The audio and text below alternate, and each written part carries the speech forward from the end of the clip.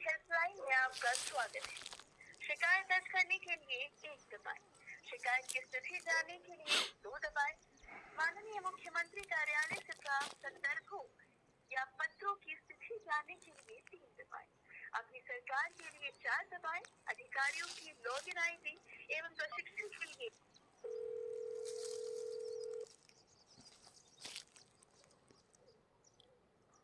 नमस्कार। 1905 से आपका स्वागत है। किस प्रकार सहायता कर सकते हैं आपकी? सादर प्रणाम जी। मैं पूर्व सैनिक समाज सेवी देवेंद्र सिंह खंडवाल बोल रहा हूँ, उत्तराखंड के जनपद चमोली के न्याय पंचायत कंडारा के अधीनस्थ। मैंने महोदय कुछ समय पहले एक कंप्लेंट डाली थी कि न्याय पंचायत कंडारा के अधीनस्थ में ग्राम सभा कनखुल तल्ला में जो निर्माण कार्य हुए हैं, विकास कार्य, उनमें काफ़ी खामियां हैं और उनकी जांच की जाए उच्च स्तर की। तो आपके वहाँ से रिपोर्ट तो दर्ज हुई, लेकिन वो उसमें ग्राम सभा का जो है नाम गलत हो गया था, ग्राम सभा ग्वाड़ हो गया था। लेकिन मैं फिर इस शिकायत को दर्ज करना चाहता हूँ। आप हमें पुराना क्रमांक बता पाएंगे शिकायत का? एक्चुअली वो शिकायत आपके यहाँ से रिप्लाई आया था साहब, और वो रिप्लाई में जो है मतलब वो पूर्ण रूप से क्लोज हो गया था। तो वहाँ से मुझे ये मिला था कि आप दूसरी शिकायत करें इसी प्रकार से। जी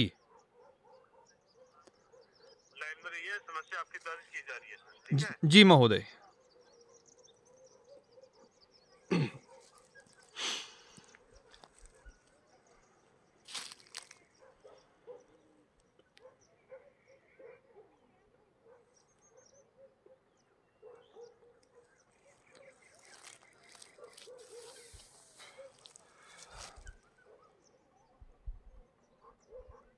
आपकी विधानसभा क्षेत्र बताइए हमें। महोदय विधानसभा क्षेत्र है कर्णप्रयाग।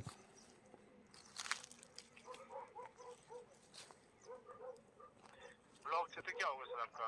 कर्णप्रयाग। ठीक है जी।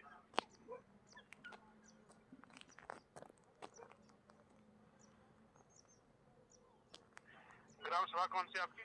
कनखुल तल्ला। कनखुल तल्ला। जी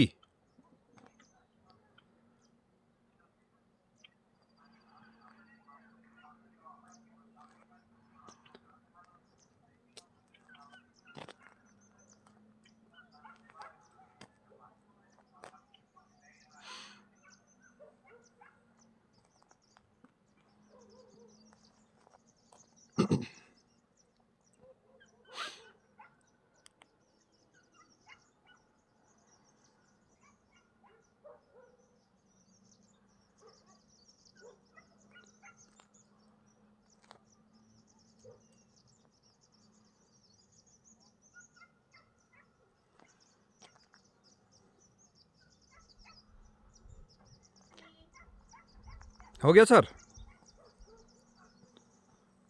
लाइन में रहिए आप। जी, क्या हुए थे वहाँ पर? यहाँ पे जो भी विकास कार्य हुए ग्राम सभा के अधीनस्थ, जैसे कोई जिस बजट का आया था उस बजट में उतना कार्य नहीं हुआ है, इसलिए हमको इसमें संदेह भी है और अनियमितताएं हैं, इसलिए इसकी उच्च स्तरीय जांच कराई जाए।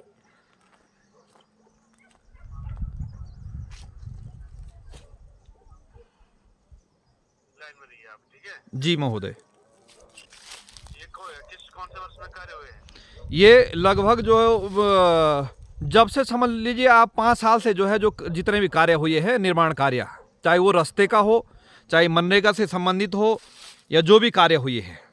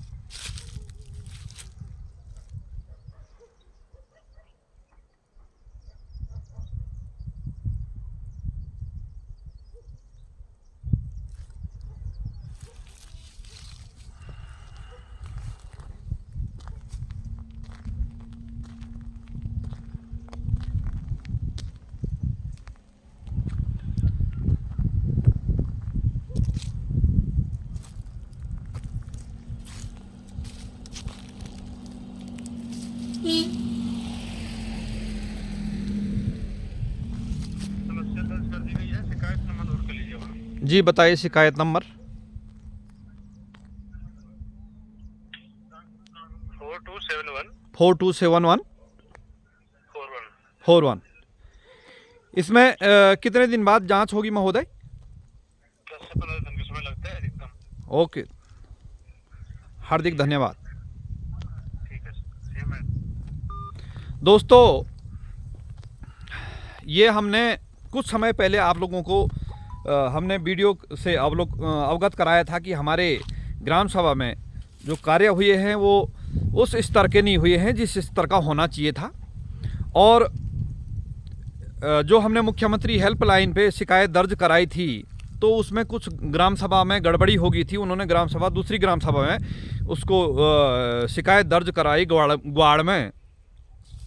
तो उसी बीच जो है उसमें ग्वाड़ के लिए जांच के आदेश आए थे। उन्होंने हमसे संपर्क किया, खंड विकास अधिकारी या जांच अधिकारी ने। तो फिर हमने उनको कहा कि ग्राम सभा कनखुल तल्ला में ये अनियमितताएं हैं, यहाँ की जांच हो।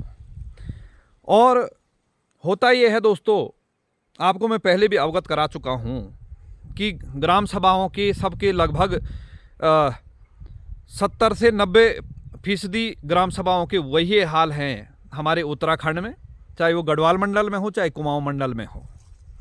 और कोई हमें ऐसी ग्राम सभा नहीं है जिसको अभी तक हमारे संज्ञान में नहीं आई होगी कई कि जो ग्राम प्रधान ने इतना अच्छा कार्य पाया हो कि जो हम उसका जो है लोगों को उसका अवलोकन कराएं या अवगत कराएं कि ऐसे एक दर्पण का कार्य कोई ग्राम प्रधान करे अभी तक।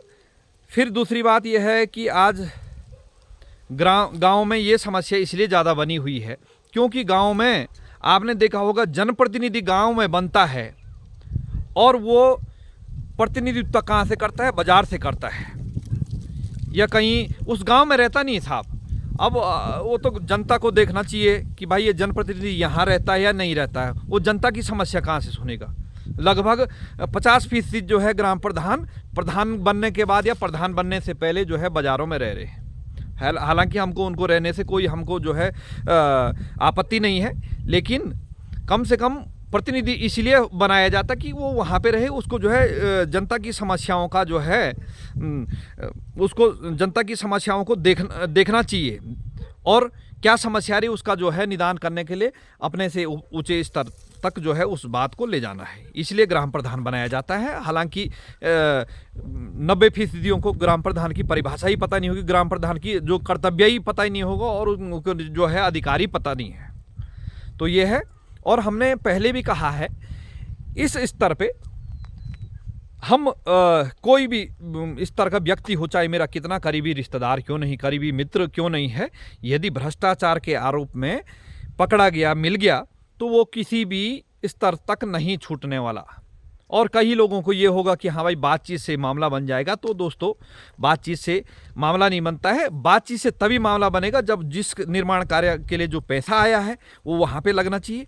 और कई लोग ये सोचें कि यार फौजी भाई को जो है राम राम बोल देंगे, नमस्कार कर देंगे, तो इससे नमस्कार, देखो उनसे मैं उनके चरण स्पर्श प्रणाम करता हूँ जो अच्छा कार्य करे, और इनके भी जो अच्छा कार्य नहीं करे उनको मैं चरण स्पर्श सादर प्रणाम करता हूँ कि आप अच्छे कार्य करें। और भगवान बद्री विशाल से यही कामना करता हूँ कि इनकी बुद्धि शुद्धि हो। और एक अंतोगत्वा में एक बात और आप लोगों को बता देता हूँ कि यदि जनता के पैसे खाए तो आध्यात्मिक दृष्टि से वो चाहे कोई जनप्रतिनिधि हो चाहे कोई अधिकारी हो, फूटे घड़े की तरह होगा साहब। जैसे कि फूटे घड़े में पानी भरेगा तो वो कभी भरता नहीं है। तो यही होगा कि आप जनता के पैसे खाएंगे, जो सरकारी पैसे का तात्पर्य जनता के पैसे हैं, तो वो कहीं ना कहीं से निकलेगा। गुड़ खाओगे तो भाड़े में कटेगा। इसलिए ईमानदारी का पैसा खाओ, ईमानदारी की कमाई खाओ और शान से जियो और जीने दो। इन्हीं शब्दों के साथ अपनी वाणी को विराम देता हूँ। जांच अगले स्तर तक चलती रहेगी जब तक हमें उसमें संतुष्टि न मिले। हार्दिक आभार, धन्यवाद, जय बद्री विशाल, सादर प्रणाम।